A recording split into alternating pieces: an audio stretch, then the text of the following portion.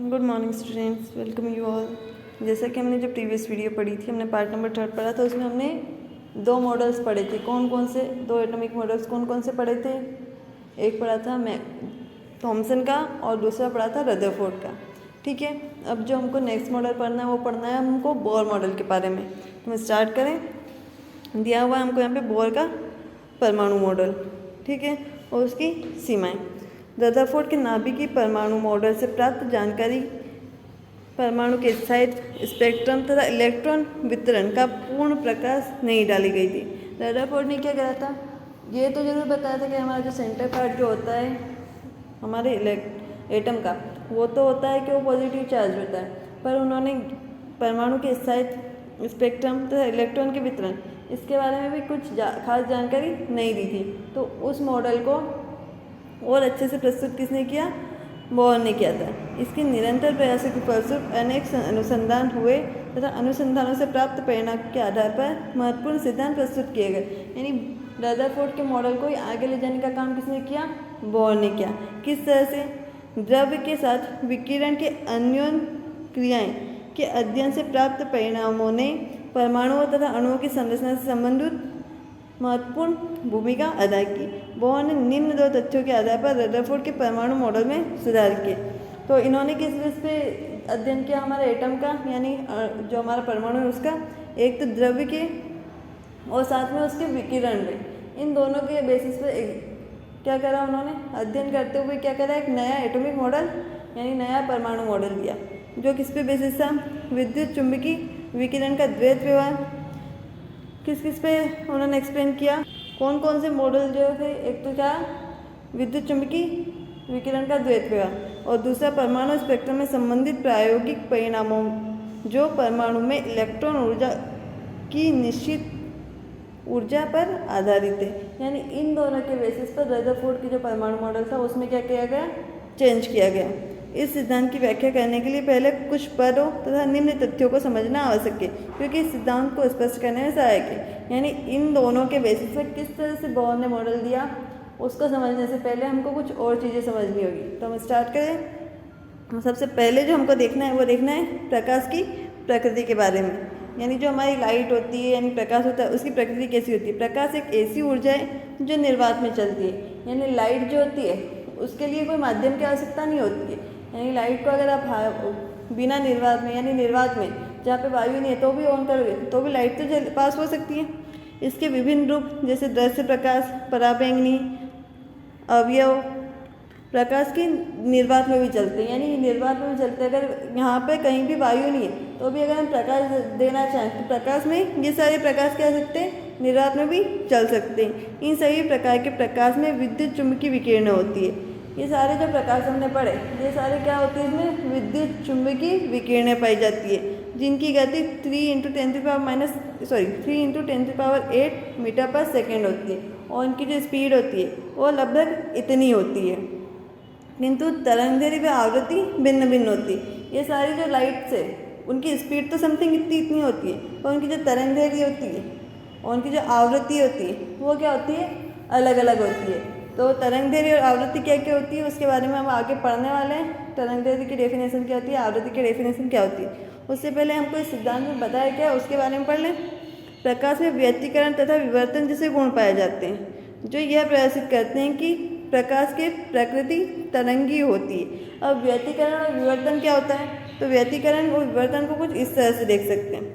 जो व्यतिकरण होता है, जब कोई लाइट एक जगह से दूसरी जगह जा रही है, ठीक है, तो जब दो लाइट्स आपस में जाते हुए एक ही जगह पर मिल जाए तो वो व्यतिकरण कहलाता है। यानी कि यहाँ पे दिख रही है आपको एक रेड कलर की लाइट है और ब्लैक कलर की लाइट है, ये दोनों गति करते हुए कहाँ हो गई? एक ही पॉइंट पर आके मिल गई, तो ये क्या हो जाएगा? हमारा व्यतिकरण कहलाएगा। जबकि विवर्तन क्या होता है? जब एक ही लाइट दो सोर्स में चेंज हो जाए या दो या दो से अधिक सोर्स में चेंज हो जाए तो वो क्या हो जाएगा? उसका विवर्तन कहलाएगा। यानी किसी भी लाइट का एक ही जगह मिल जाना, किसी दो लाइटों का एक ही जगह मिल जाना व्यतिकरण, और किसी एक लाइट का दो या दो से अधिक भागों में टूट जाना विवर्तन कहलाता है। ठीक है, तो प्रकाश में क्या होती है? ये प्रकृति क्या होती है? ये गुण पाए जाते हैं जो यह प्रदर्शित करता है कि प्रकाश में प्रकृति तरंगी होती है। यानी हम कह सकते हैं प्रकाश जो तरंगों के रूप में जाता है। प्रकाश की तरंगी प्रकृति का विचार सर्वप्रथम हाइगर ने 17वीं शताब्दी में किया था। और प्रकाश की प्रकृति तरंगी होती है, इसको सबसे पहले किसने बताया था?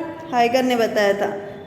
कुछ उपकरणों जैसे सूक्ष्मदर्शी तथा दूरदर्शी आदि का आविष्कार प्रकाश की तरंगी प्रकृति के आधार पर ही हुआ है। जैसे हमारे होता है ना सूक्ष्मदर्शी और दूरदर्शी, इनका भी आविष्कार जो है किसके बेसिस पर ही हुआ है? प्रकाश की तरंगी प्रकृति के बेसिस पर, यानी प्रकाश जो है वो तरंगों के रूप में चलती है, ऐसा कहना है। इसके विपरीत प्रकाश में कुछ ऐसे भी गुण होते हैं जिनका स्पष्टीकरण प्रकाश की तरंगी प्रकृति यानी कृष्णकाय विकिरण आदि की व्याख्या संभव नहीं है, किंतु हमारे जो प्रकाश होता है उसमें ये भी गुण होते हैं जिनकी स्पष्टीकरण हम तरंगी प्रकृति के आधार पर नहीं कर सकते। हम यह तो कह रहे हैं कि प्रकाश जो होता है उसमें तरंगी प्रकृति पाई जाती है, तो उसके कुछ गुण ऐसे भी होते हैं जिनका स्पष्टीकरण हम तरंगी प्रकृति के बेसिस पर नहीं कर सकते। ये गुण प्रकाश के कणी प्रकृति को प्रदर्शित करते हैं। ये क्या बताते हैं कि प्रकाश जो है वो कणों के रूप में भी होता है, यानी इनका ये कहना है कि प्रकाश जो है हमारा उसमें दो प्रकार के गुण पाए जाते हैं। कौन कौन से? एक तो होता है तरंगीय, एक तरंग के रूप में, और दूसरा द्रव्य के रूप में। ठीक है, तो किस तरह से होता है उसके बारे में हमको अभी पढ़ना है। प्रकाश की कणी प्रकृति का विचार सर्वप्रथम 1675 में सर आइजैक न्यूटन ने किया था। इसके अनुसार प्रत्येक प्रकाश स्रोत में अति सूक्ष्म तथा भारी कण निकलते हैं। इन कणों की कणिकाएं कहते हैं तथा जब ये कणिका आँख के रेटिना से टकराती है तो प्रकाश का आभास होता है। इन प्रकाश के कणों को फोटोन कहते हैं। यानी हमको यहाँ पता चला कि जो हमारा प्रकाश है वो दो टाइप से बना होता है।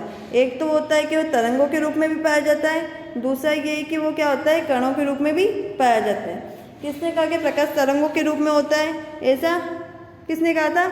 हाइगर ने कहा था। जबकि प्रकाश कणों के रूप में होता है ऐसा किसने कहा? आइजैक न्यूटन ने किया, है ना। अतः यह कहा जाता है कि प्रकाश की प्रकृति द्वैत होती है, यानी दोहरी होती है। कभी यह कणी प्रकृति का होता है तो कभी यह तरंगी प्रकृति का प्रकट कर सकते हैं। तो यानी हम कह सकते हैं कि जो हमारा प्रकाश है वो दो प्रकार का होता है। एक तो उसमें कौन कौन सी क्वालिटी पाई जाती है? एक तो तरंगी क्वालिटी है और एक कण भी होते हैं, यानी प्रकाश तरंगों के रूप में भी होता है और कणों के रूप में भी होता है।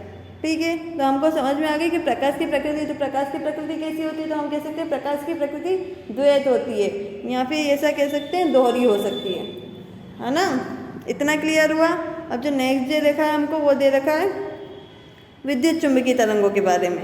हमने पढ़ा कि प्रकाश जो है वो तरंगों के रूप में जाता है और प्रकाश जो है कणों के रूप में जाता है। तो विद्युत चुंबकीय तरंग यानी तरंगों के रूप में प्रकाश किस तरह से जाता है उसके बारे में सन 1864 में जेसी मैक्सवेल ने ऊर्जा विकिरण के संबंध में एक नियम दिया था।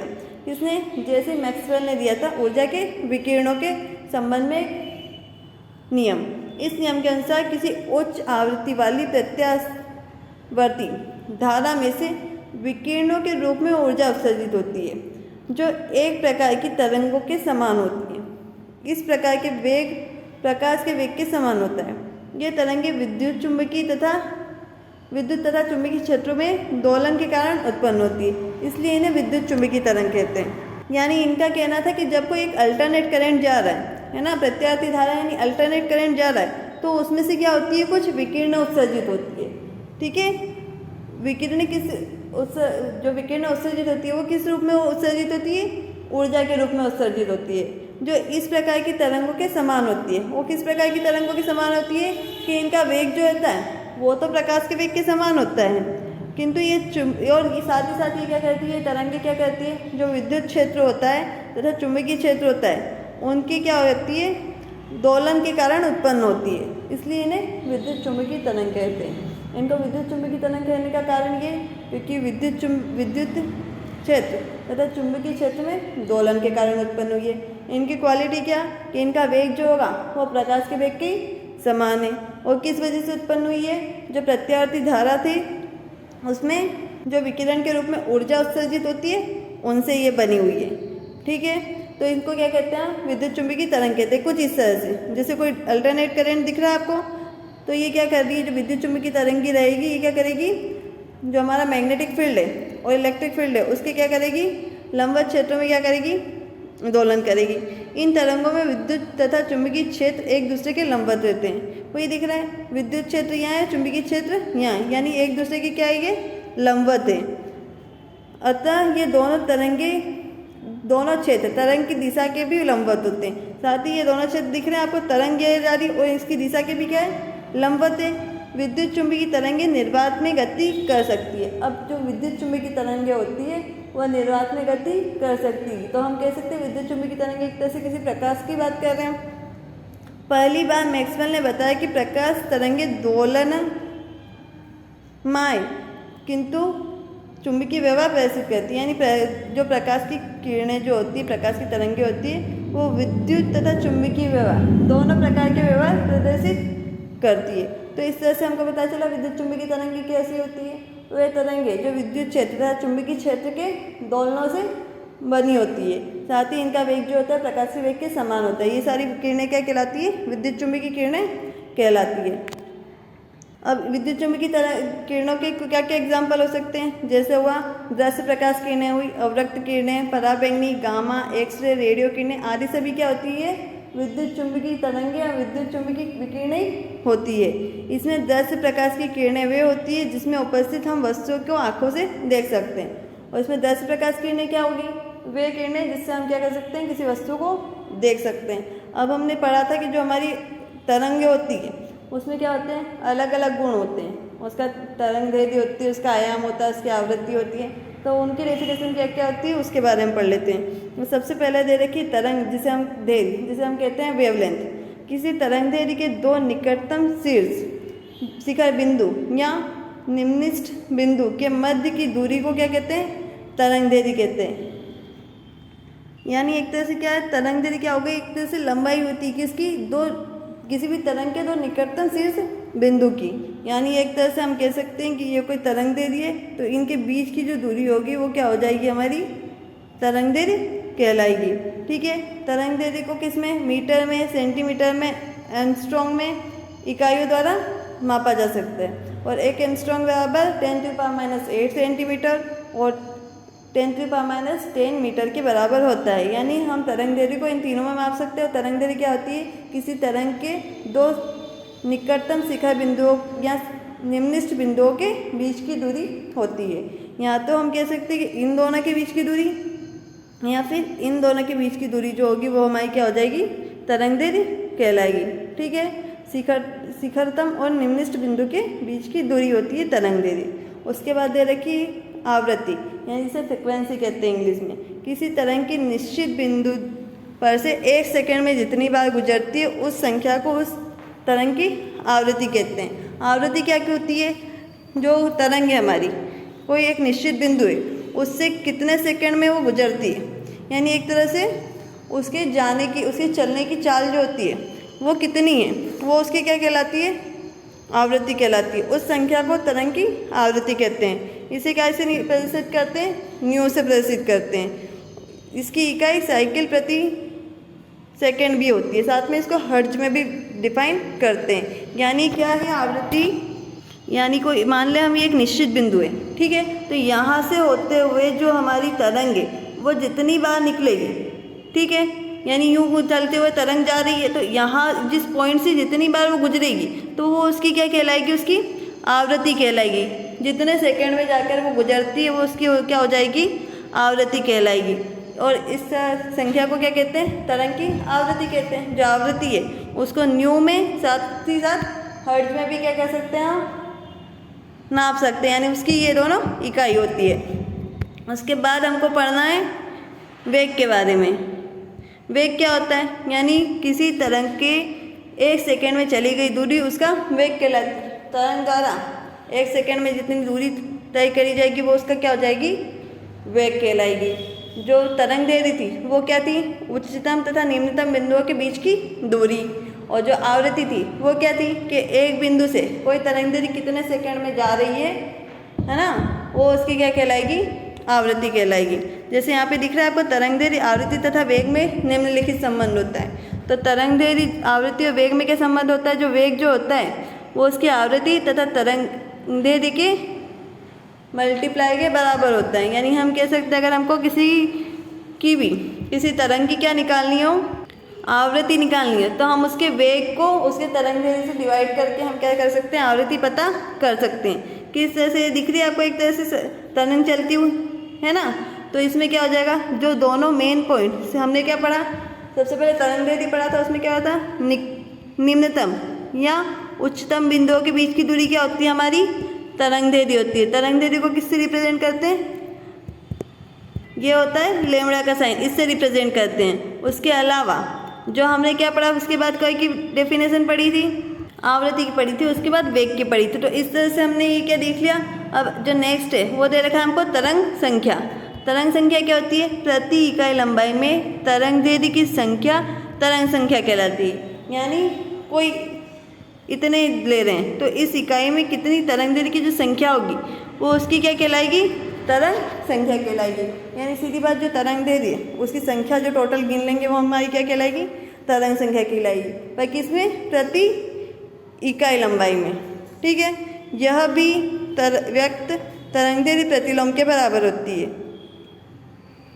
यानी क्या होती है, तरंगदैर्घ्य के जस्ट अपोजिट होती है।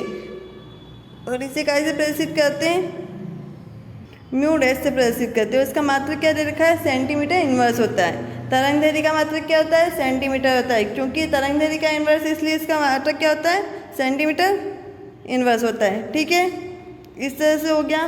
तरंग संख्या के बाद जो नेक्स्ट टॉपिक दिया है वो हमको क्या दिया हुआ है यहाँ पे, आयाम। आयाम क्या होता है, आयाम की डेफिनेशन होती है किसी तरंग के शीर्ष बिंदु की ऊंचाई या निम्न बिंदु की गहराई को तरंग का आयाम कहते हैं। आयाम क्या कहलाता है, जैसे हमारी तरंग है तो उसके ये जो है, ये पार्ट जो है वो इसका क्या कहलाएगा, आयाम। यानी सीधी बात, जो उसकी ऊंचाई होगी वो उसकी क्या कहलाएगा, आयाम कहलाएगा। तो किसी भी तरंग के ऊंचाई उसका क्या कहलाती है, आयाम कहलाती है। ठीक है, तो इस तरह से समझ में आया आपको, हमने किस किस के बारे में पढ़ा, तरंगदैर्घ्य, आवृत्ति, वेग, तरंग संख्या और आयाम के बारे में, है ना। किसकी, विद्युत चुम्बकीय तरंगों के बारे में। अब विद्युत चुम्बकीय तरंगे हमने पढ़ी कि विद्युत चुम्बकीय तरंगे क्या क्या होती है, ये सारी क्या होती है, विद्युत चुम्बकीय तरंगे होती है। इनकी तरंगदैर्घ्य, आवृत्ति अलग अलग होती है। जैसा कि आपको दिख रहा है यहाँ पे, रेडियो तरंगे, सूक्ष्म तरंगे, अवरक्त किरणें, दृश्य किरणें, पराबैंगनी, एक्सरे और गामा किरणें। तो ये सारी क्या होती है, इनकी तरंगदैर्घ्य क्या होती है, अलग अलग होती है। साथ ही इनकी आवृत्ति भी क्या होती है, अलग होती है। और इनका उपयोग भी अलग अलग जगह किया जाता है, जैसा कि आपको यहाँ पे दिया हुआ है। ठीक है, तो इतना किया हुआ। अब हमको जो नेक्स्ट टॉपिक पढ़ना है वो हम पढ़ेंगे अब नेक्स्ट वीडियो में। Okay, thank you.